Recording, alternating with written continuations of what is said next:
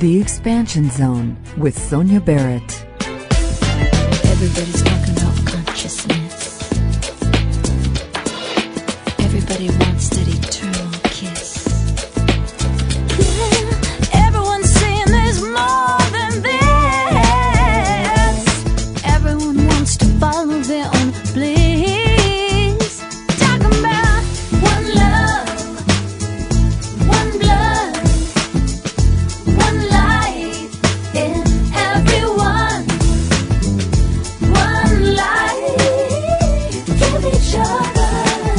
We are sisters and brothers. We sing Om. On the Expansion Zone, we examine life and our quest to understand who and what we are and of the vastness of human potentials.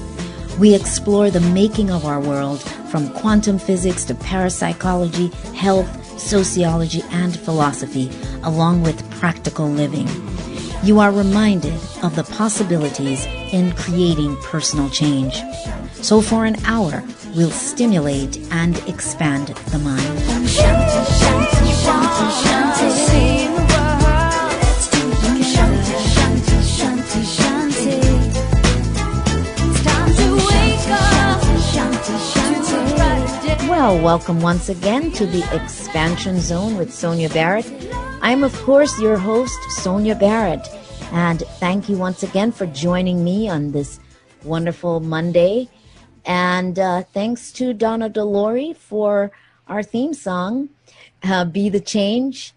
And Donna was really great with allowing me to use that song. And I know so many of you do love it. I really love the lyrics. And I always say whenever you have an opportunity to listen to the entire song, do so.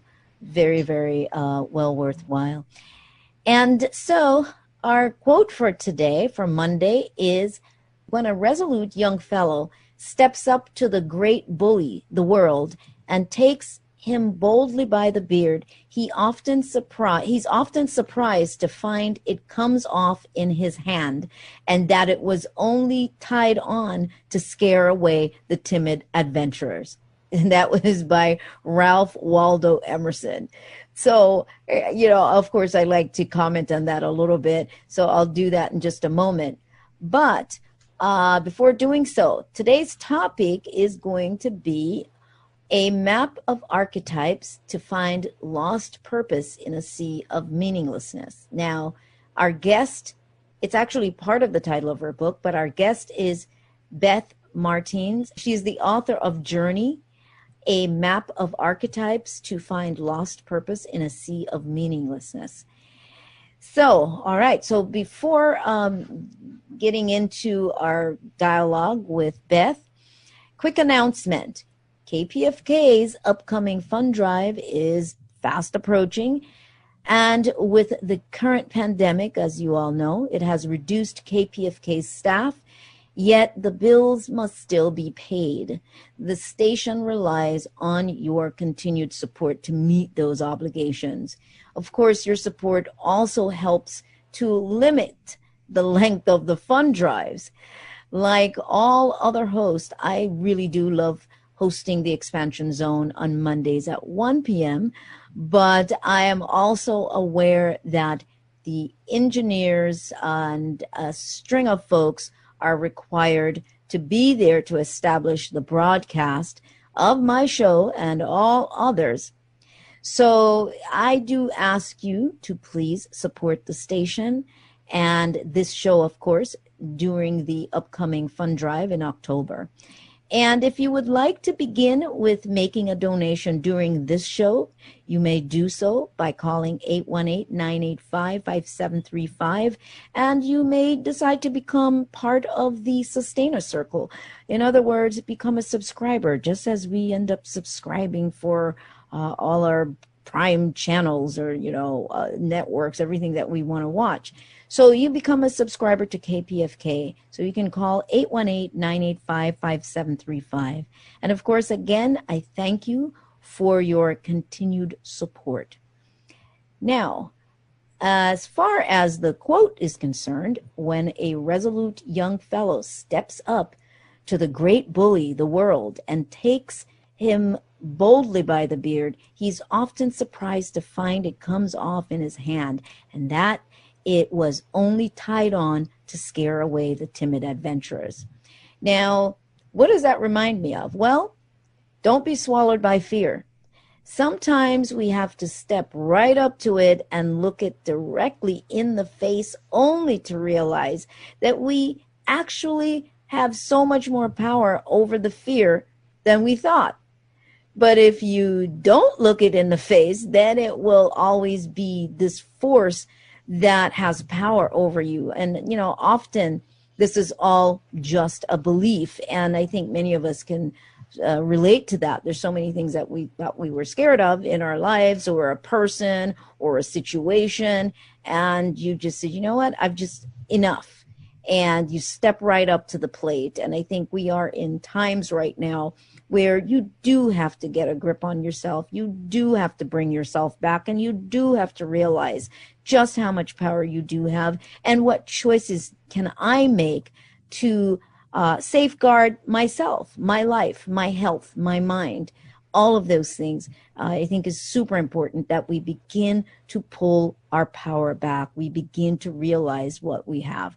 And I think today's conversation is definitely going to help to bring about that memory that you do have power, and perhaps what you can do from this point moving forward in your life in so many different ways. So, Beth Martens is, for business coach, archetype reader, author, and coach trainer, Beth Martens, her calling is a life or death thing. After a decade as a corporate VP in her family's firm, 8 trips to India, and a 3-year battle with cancer 20 years ago, she used archetypes to save her life. Today, she helps truth lovers find their sacred purpose, be valued for their life's work, and survive the ordeal of their hero's journey. As recovering feminist, she is passionate about hosting the King Hero's Journey podcast, highlighting leaders, entrepreneurs, movement makers, and purveyors of the truth. Her website is BethMartens, BethMartens.com. And of course, her new release book, Journey, is available on the website as well. So without further ado, Beth, welcome to the Expansion Zone. So good to have you here. Thank you, Sonia. I'm totally honored to be here. Yes. What a journey. Perfect name for the book. Yeah, exactly. Now I feel like I own that word. I know. It's like, we can't use that word unless we contact Beth. Exactly.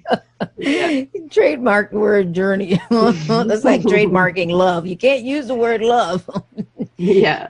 But so Beth, I just looking at the back of your book, I mean, where you say, it says Beth Martens had it all. She was the young, successful vice president of a public relations company, also a talented musician and yoga instructor. She traveled 8 times to India to study. She was living the dream. Now, when I look at that, what I'd love is if you could just give us a glimpse of what you were feeling when you had it all. And when I say had it all, it had it all is the social dream, because where you were is sort of the social dream, the socially approved success story. You know what I mean? Mm-hmm. So it's like, at what point did you realize that you weren't happy? So if you can just paint a picture a little bit as to what that felt like when you had it all. Did you really feel like you had it all, or was it really the surface feeling? Yeah, you nailed it, Sonia. It looked like I had it all. And so from the outside, everything was perfect. And it was hard to even complain to anybody about how I was feeling, because it was a total mismatch. And so I had the fancy job and all kinds of privileges as a result of that. We were behind the scenes with some amazing people. We hosted Lauren Bacall and the Duchess of York and Maya Angelou for talks. That's just one of the 20 different high-level speakers that we were producing events for. You know, I had the car, I had the house, I was able to travel. You have the look going. I had the look going, exactly. Got fancy clothes, and because it was my family's business, I was given the freedom, you know, this might not have been the case, but to travel to India every year and follow my passions on the side, which turned into a real double life. Mm-hmm. And I was hiding my spiritual side from my business life, and I was hiding my business life from my spiritual people. And it really created a big split in me where I just wanted to pursue my passions, but felt a lot of draw to be socially approved of, because in those days, you know, more than 20 years ago, the spiritual thing was not socially approved of. Now it is a bit of a different world where people have really come around. But in those days, I felt like I needed to do something that would gain my family's approval, society's approval, give me an income that people could recognize and respect. You weren't a flake. We weren't flaky. That's right. That was how that was back then. It was a little bit, that person is a little, you know, flaky.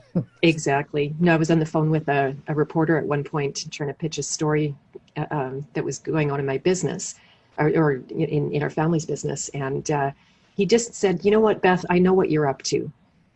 And my heart sunk and I'm like, oh my God, I've been found out. And he actually was wanting to tell me that he really appreciated that side of what I was up to. So that was fun. Just a little window into, maybe this isn't the hinge on social approval that I thought it was.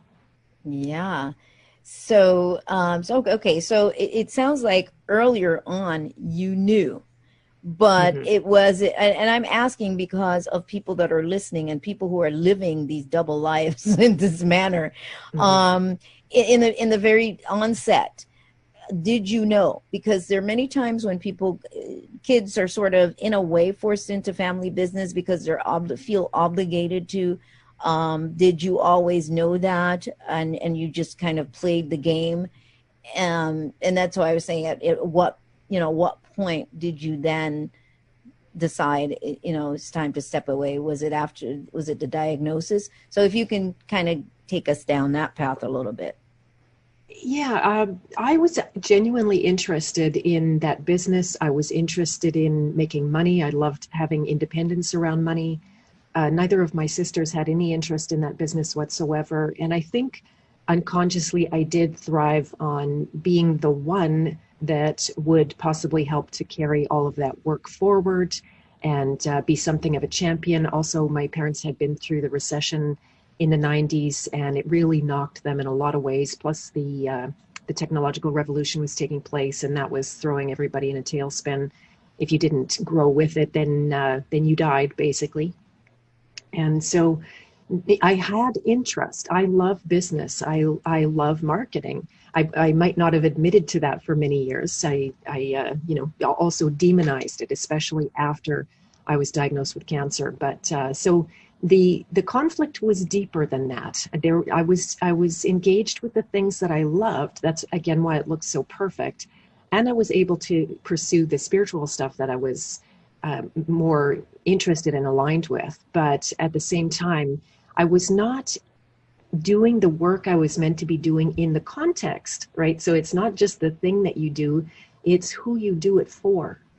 And so, it took me a long time. It took me the better part of a decade to realize that all of these clients that we had were really nameless, faceless corporations that had no soul, that didn't care about people, that were engaged in, for example, I was interviewing Kevin Annett this week, who is a champion for Aboriginal rights here in Canada and also for common law and speaking out now. He's created a number of assemblies in Canada where it's illegal, for example, to practice COVID regulations. He's making a lot of waves, also getting a lot of attacks. And it just became clear to me how the people that you're doing the thing for is really a big part of the sacred purpose, because in a vacuum, no one has that sacred purpose. Again, it's not just the motions you go through, the things you do. It is intimately tied with humanity.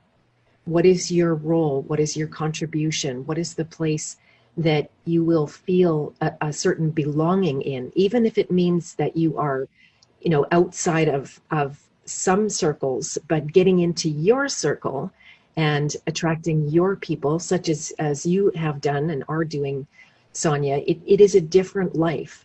And it did take that diagnosis, because I felt I did feel obligated to my family's business. I felt obligated to help them, to be a champion for the family and for all of that life's work that my parents had put their blood, sweat, and tears in to raise us. And I was banging my head against the shower wall every morning, wondering how I could get out of it, but really telling the Creator that I couldn't get out of it at the same time. And Creator went, "Oh man, I can help you with that, no problem. Here's a great big stage 4 lymphoma." And did I know I was sick? I did know. I could see the nickel and diming of my health over that decade. It was a little bit like a frog boiling in the water. That example goes around a lot.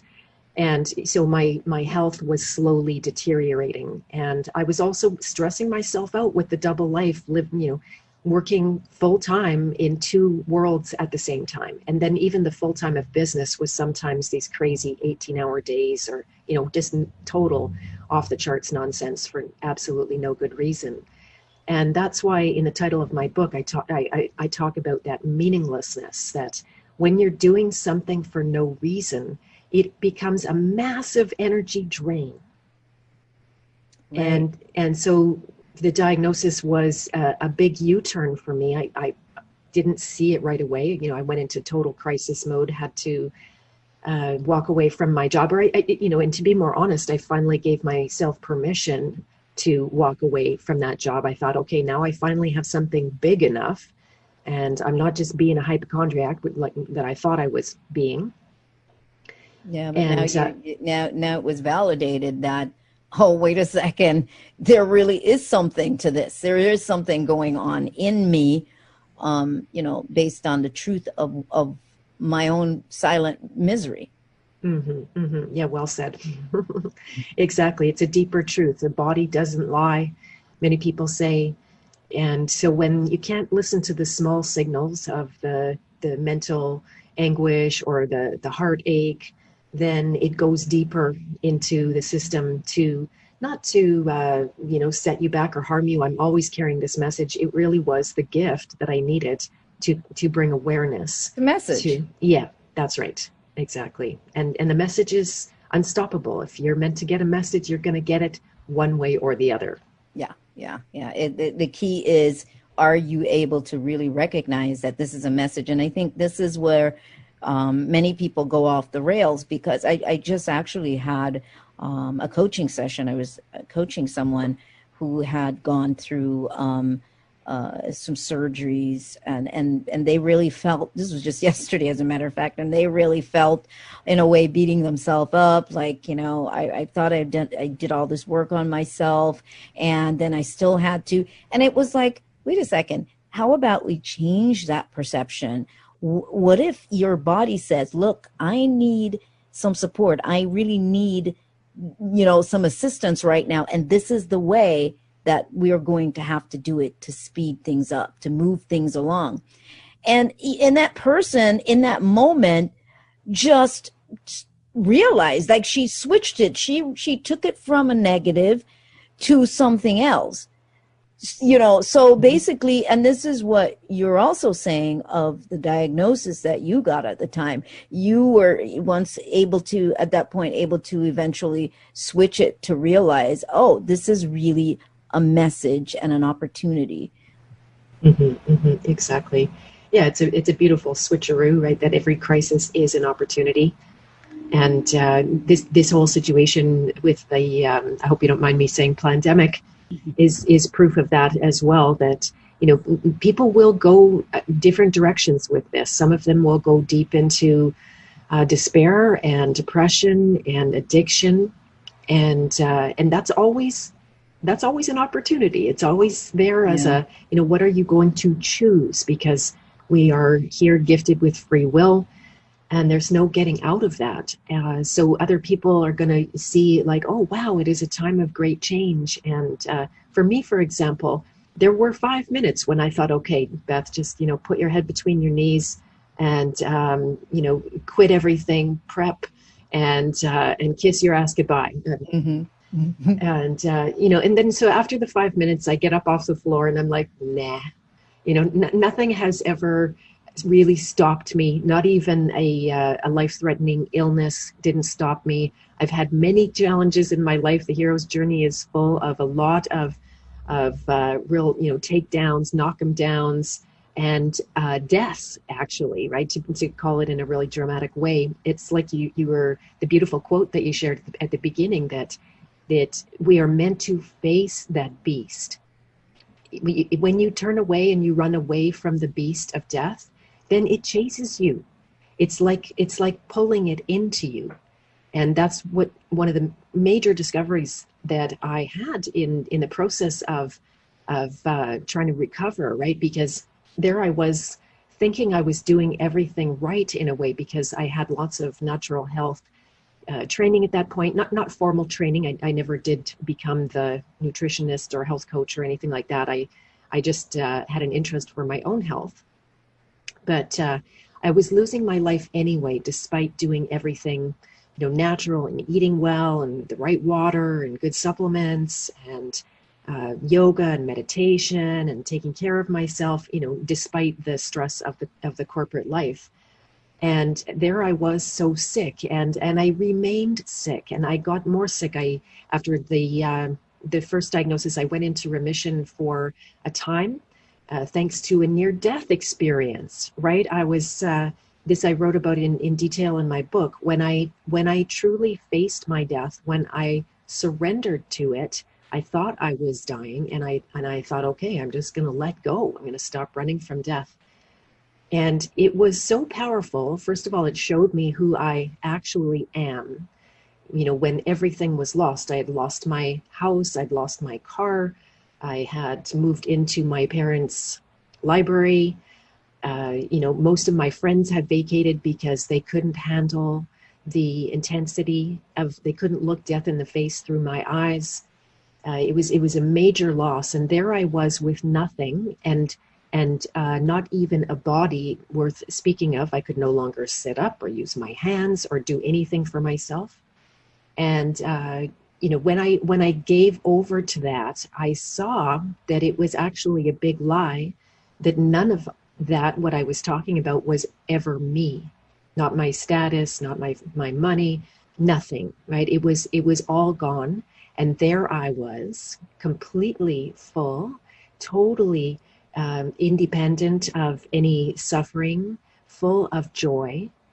And it was a real wow moment. Mm-hmm. Exactly. Yeah, it's a freedom. Exactly. Mm-hmm. Mm-hmm. It's where I saw that I had a sacred purpose, and that it was intimately tied with my people that I could sense, but that I had no idea. I didn't know them. I just knew they were there.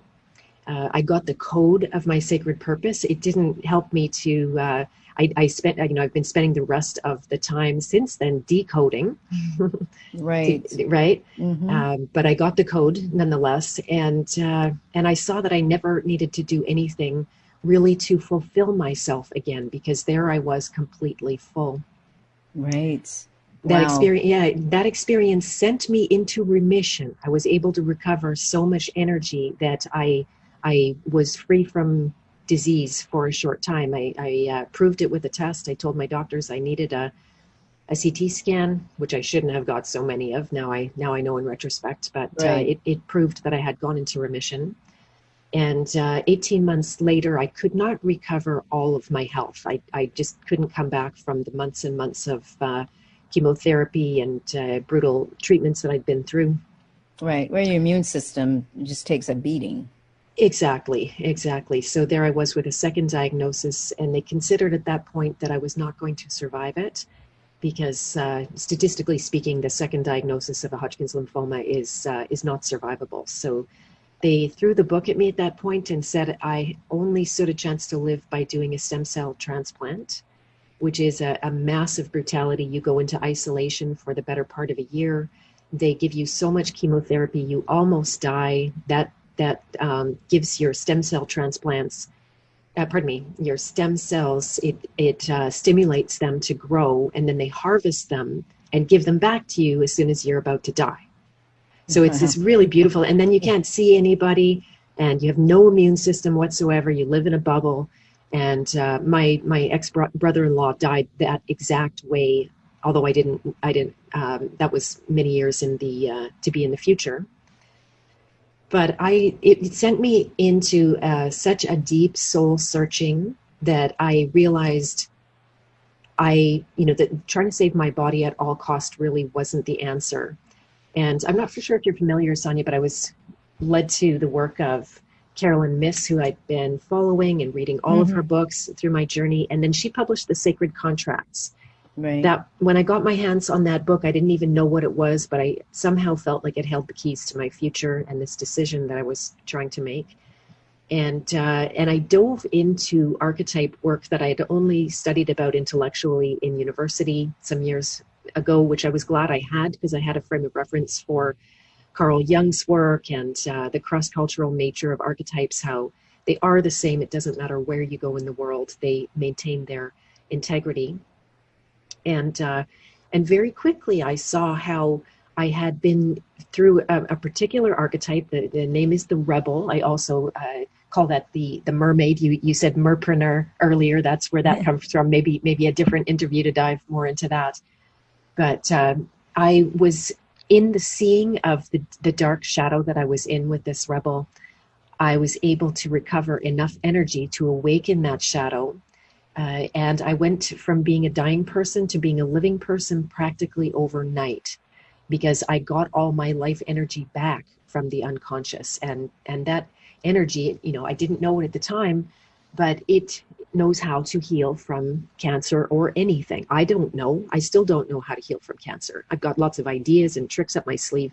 But frankly, until I turned the corner in that archetype, I was still a dying person, doing all the right things, all these good things.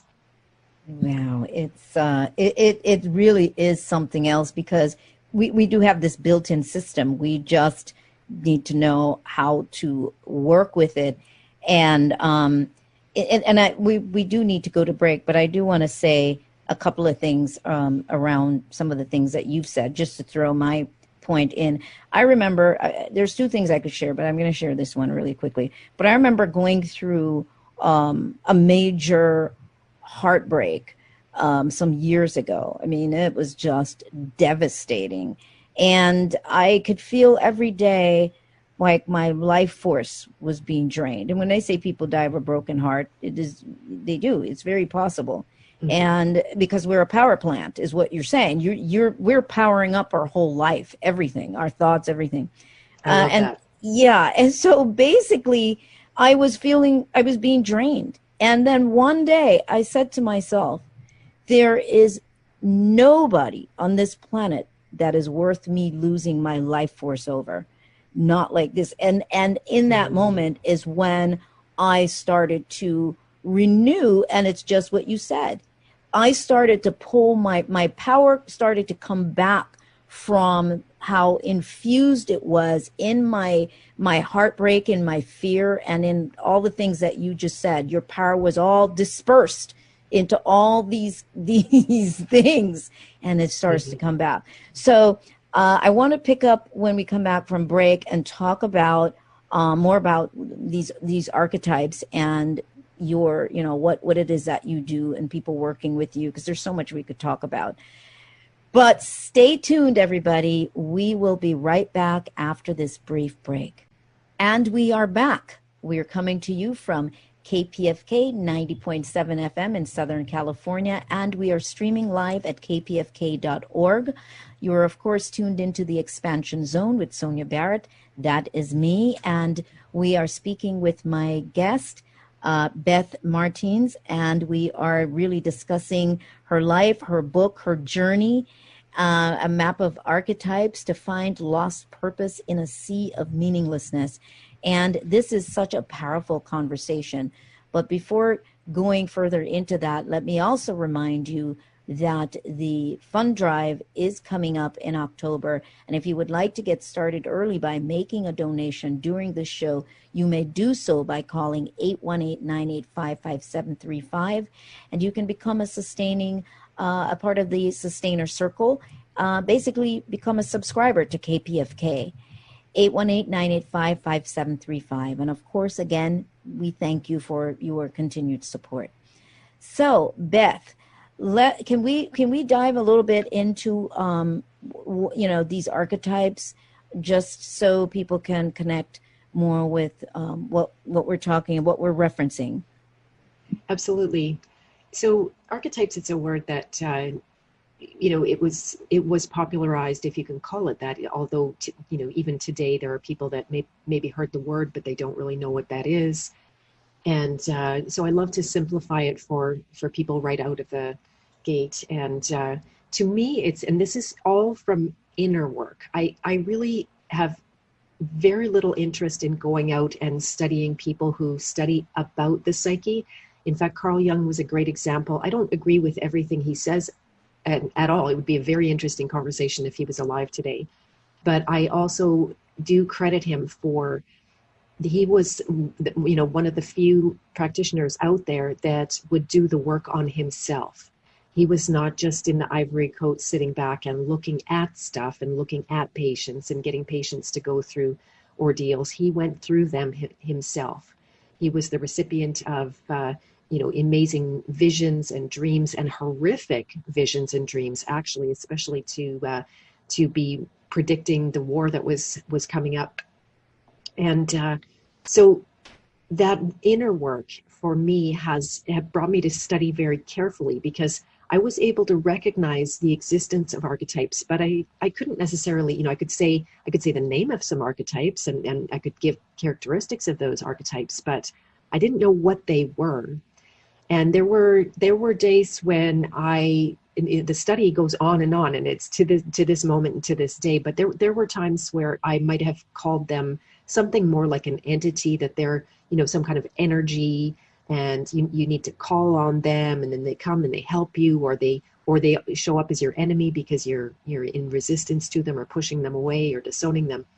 Now I see it much more clearly, and I will tell people right away, never call on anything but the Creator. I think that's going to get you into some trouble. It opens doors for all the wrong things to come to. Now, archetypes, I think on their own, they have no life of their own. They have your life. They have the light of God coming through you. So I see them kind of like a lens or a blueprint that is showing the order of the universe. So the same way that a blueprint will show you the order of the house before it has existed, then the archetypes are the same. So they are representing what's in potential, both in two expressions. This is the interesting part about an archetype, is that when it is in the unconscious, it has a certain very predictable kind of patterned behavior, each one individually of the archetypes. When it is in the consciousness, when you're aware of it, then it becomes like a superpower, and something that in both cases connects you to collective consciousness, and therefore a great deal of power. You said how much power you have. And this is a way to see your power and to be extremely specific about what your gifts and the shadows are, so that, when you suppress anything, any important part of yourself. So, for me, getting that socially approved life was really putting a foot on the head of my rebel, right? So when I was growing up, in fact, my first word I often tell people was no, right? I knew that things were not right. And I was the one, everybody knows it somewhere, but I was the one who was willing to point it out and to be a pain in everybody's neck that way. And just like, oh, this doesn't make sense, and that doesn't make sense, and this doesn't make sense. And they're like, shut up. You know, that's annoying. You're making us all uncomfortable because we all do know it somewhere. And so I got into a lot of trouble. I write about it extensively in my book that, you know, I was a teenage runaway. I got into all kinds of craziness. I stole a car. I was, you know, a totally a wayward teenager. I almost died off the back of a motorcycle. And so, you know, I spent a night in jail, and there was all the, I ended up being put in a, I wasn't locked away in an institution, but I was made to go to an institution every day instead of school, and they were trying to figure out what was wrong with me. And then this moment came in my life where I decided, okay, that's it. I'm not going to be this heavy rebel anymore. I'm going to pretend that part of me doesn't exist. I mean, I couldn't even have had that conscious thought, but that's what was going on in me unconsciously. And I went to school and I got straight A's and I studied like crazy and, you know, just did everything possible to gain the approval of my parents and society that I had lost so badly. And, you know, because when a rebel can't get good attention, they look for bad attention. Any attention will do. Any attention will do. We see it in children. It is a tragic situation. So I was really locked in that. When I turned it around, you think that would be the cure, but it wasn't. It just sent my rebel so deeply into the unconscious that instead of, you know, working for me as a superpower, it really worked against me, and to me was the basis of losing my life force, just as you're talking about. And yeah, that's a universal experience. When we go through something that is like a death, we have the choice to keep dying with it or to let that be the wake-up call, which obviously you have done. I can see that in your life. You've risen from that as a phoenix from that place. And then the archetypes become like a map.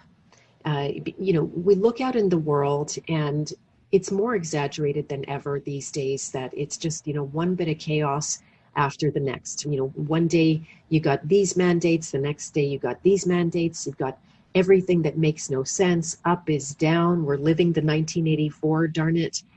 And so it's tempting to think that there is no order in the universe, and it couldn't be further from the truth.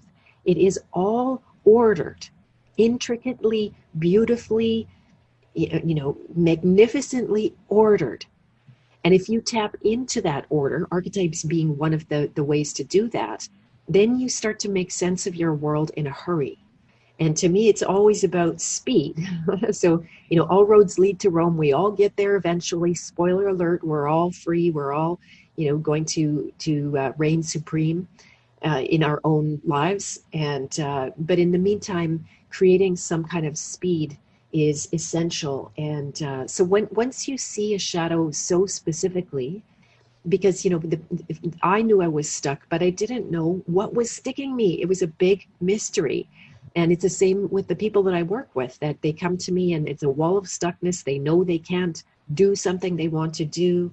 And then by working with the archetypes, it creates the precision that you need to be able to go in and like, oh, there it is. Take it out like a surgeon, right? There's the cancerous material. Let's just remove it. You know, and there are techniques for that. It's not like surgery. It's not cutting out. Actually, it's just that's just a metaphor that came to mind. Right. It's more, yeah. Right. You get to the root because, you know, and often that's the reason why, you know, things come back in our bodies. And again, this is symbology as well, but it's the root, because everything is there. It's coming from a root place. And so sometimes just trying to, you know, cut one thing out, you know, because you haven't really gotten to the heart and soul of its origin. But once you do, I always say it has tentacles. Like 500 other things are removed that you didn't even know were there. And that's the beauty of, I think, the work that you are doing with people. It's, you know, other things are leaving once they get to the source of some of these upsets or whatever they're facing. Yeah, that's brilliant, because back to the cancer analogy, that how often is that when they cut out the cancer and then it grows back because of the tentacles. because of the roots. And that's why I'm a huge fan of deprogramming at the level of the unconscious. Because Yes. if you just try to deal with your problems on the surface, you might handle this issue, but you're probably going to find the same issue in new circumstances, right? So people in relationships, they get out of the one bad one, they go and they find the partner that's got all the same bad qualities, and they play that out again, not because they are lost, but because they haven't found the root of the issue yet. Right, right. So they're running off the same program, and the brain looks for patterns. I often remind people, and so yeah, so we're Nice. we're just it's just looking for the familiar, and then it runs that program again, and then you're living the same life over and over and over. And I completely get that, even at a point where I didn't quite understand it that way. And, one of the things that I looked at is a point of really realizing that being done with a particular kind of relationship, you say to yourself, people go, oh, I'll never get into a relationship like that again. And to me, when I hear somebody saying that over and over, I never do that again, chances are they're going to do it again. So, Exactly. but it's when you get it, when there's something that happens in you where nothing need be said. It's just, there's nothing there anymore for a resonance. Exactly. It's just that. And so it doesn't happen anymore. No need to keep saying it. You already know in you that no longer is a part of who you are. Exactly. Yeah, you may hold the memories, but they don't have the charge that they No. did. They're not attracting energy. And when you said the patterns and looking for the familiar, I love to make this point, because otherwise it can seem like, and I know you're not saying this, but it can seem like life is a sort of punishing thing, or God Right. is punishing you to give you all these bad experiences when you're in the shadow. And when you find the same relationship in the next situation, like, for example, I'm still working on the thing that I managed to survive that cancer, and I'm a healthy, strong person now, but I'm still working on exactly the same programming that I was 20, 30, 40, and 50 years ago, right? So Layers. this is layers, and also it is, I'm not, I am looking for freedom through these patterns. Freedom Right. is on the other side of my patterns. It means the patterns are freedom. They're Yes. they're just in disguise. We haven't seen the truth of it yet. And programs are entirely blinding. It is like unbelievable. I'm humbled every day by this, because in order to help anyone with this, I have to keep doing my work, and otherwise I suffer too much, or I suffer for the wrong reasons if I don't do it. And I always come back to just seeing, that everything is rigged in our favor for our freedom. Oh, absolutely. It's all messages. I mean, and that's basically, what you're conveying is realizing the information that's being handed to you through these patterns. And, what do you then do with that information? And you're using it to continue the transformation. And I like the fact that you also have reminded us that it's been ongoing. Because I think many times, yes, people do want to think, okay, well, that's done. But we are in this continuous evolution or expansion, which is the name of the show. We're in this ongoing expansion. So there is no final moment of, okay, well, I'm done right now. I'm super enlightened. But it's these different these different layers, of change that's happening, freeing you more and more and more. So I love that you mentioned that as well. Mm-hmm. Yeah, it is ongoing. And that's the beautiful part of it. For better or for worse, I've got stories about my guru in India, but he was saying at one point, don't feel bad that your project is taking forever. God wants your projects to go on and on and on like this. So it's really good when you're not necessarily thinking of an endpoint anywhere other than this moment right now. What am I using this moment for? Is it for greater awakening, or for going to sleep? Right. And you know what? And this moment, once again, is crucial. Now we're talking about this moment in terms of the bigger picture of our world. is a moment that I've heard from so many people that even during the quarantine and all of this, that they've used it to grow.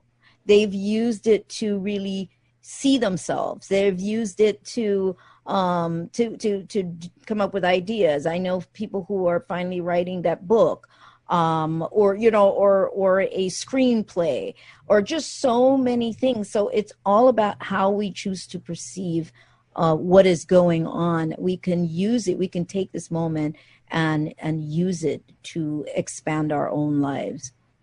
Exactly. Yeah. And I think I didn't finish the story earlier that after I decided, I'm not going to lay down and die, I thought, okay, well, what could I create right now that would be relevant for this time, for people right now, and make use of my knowledge, my skills, and put me in a creative mode. Because as soon as you're in creative mode, you identify more with with creator than you do with the destruction and takedown and the just dissolution of life as we knew it. And I had been thinking, yes, someday I will be training people to do what I do, to read archetypes, to help people deprogram, to release emotionally and spiritually, to help them find the value of their sacred purpose, to take their hero's journey. And I thought, like, what am I waiting for? This is the time now when people are losing their jobs, or, for example, I've got a client who is right now they're trying to force her. They're going through measures, and they're disciplining her with her job because she won't wear a mask. Well, what is she going to do now? Actually, maybe I won't say just for her privacy, just for the moment, but she's not going to take it. And so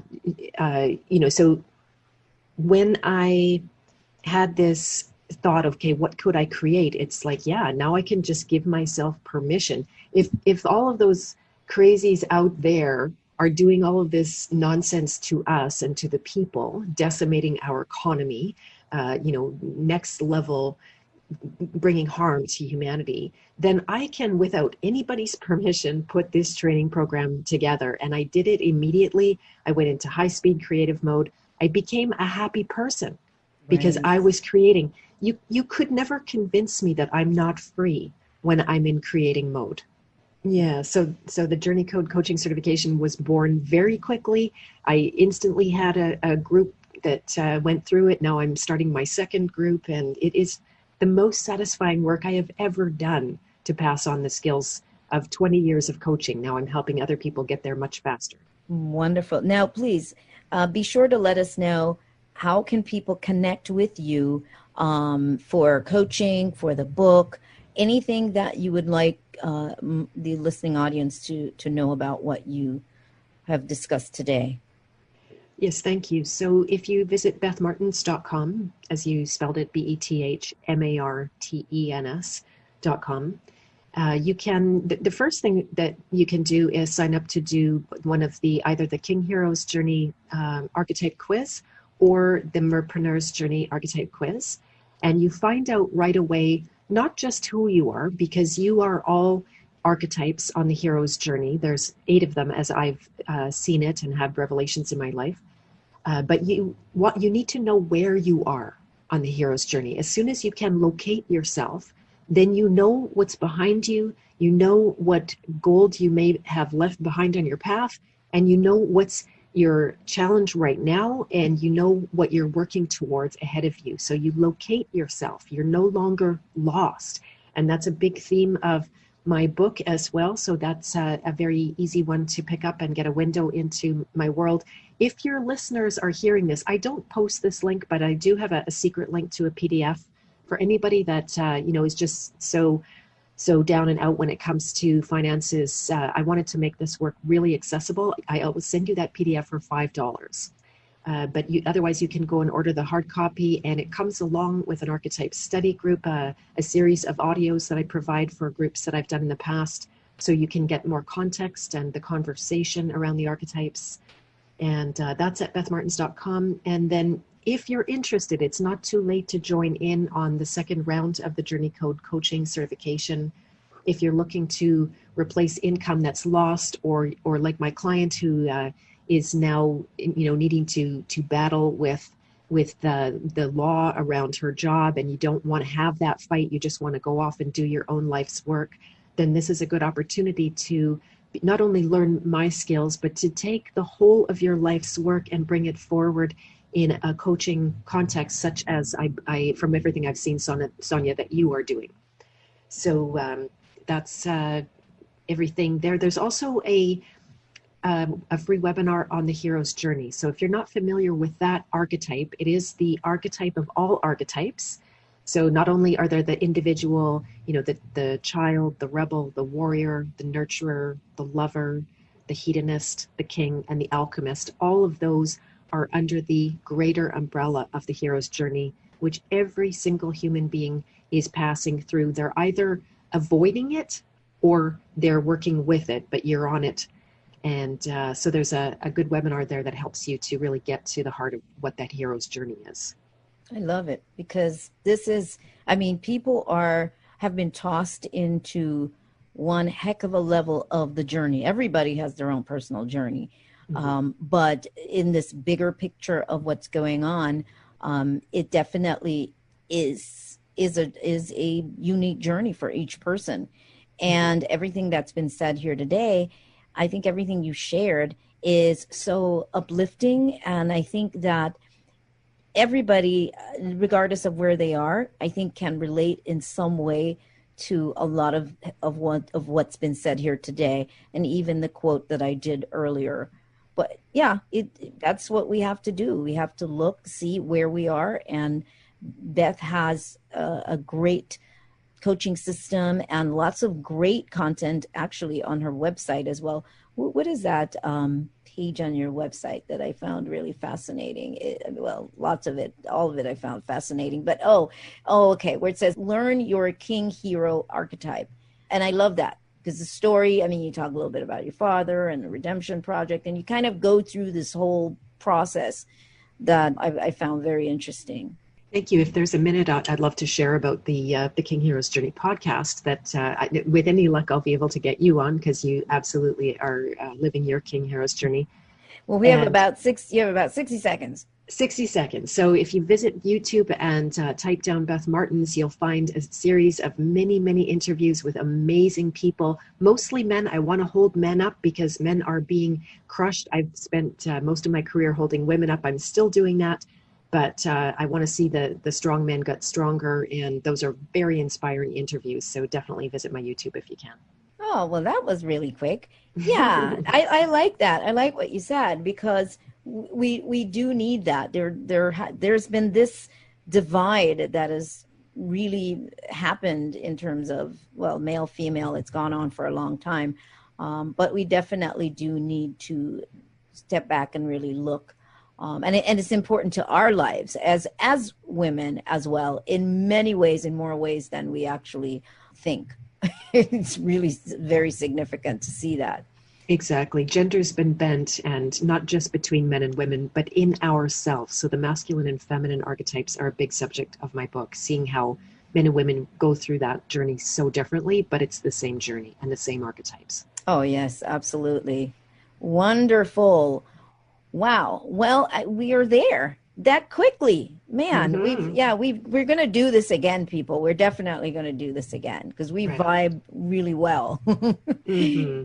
So thank you so much, Beth Martens, for being on the Expansion Zone. And I look forward to having you back. And my great pleasure. Thank you, Sonia. Thank you. And of course, to the listening audience, thank you as always for tuning in. Thanks to our engineer, D'Angelo Jones. And also, please do visit theexpansionzone.com for the archive for this show, for other shows that we've done, in the archive, and also Expansion Zone TV. And also subscribe to my YouTube channel as well. It really, really does help. And on Instagram and so on. To find out more about me, visit therealsoniabarrett.com. And as always, I remind you to live life to its fullest and question everything. Until next time, see you then.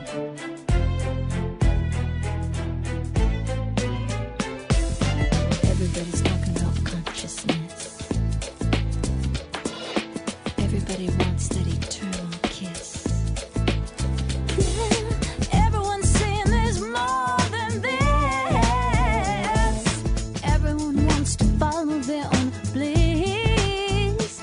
Talking about one love, one blood, one life in everyone, one life. Give each other. We are sisters and brothers. We sing.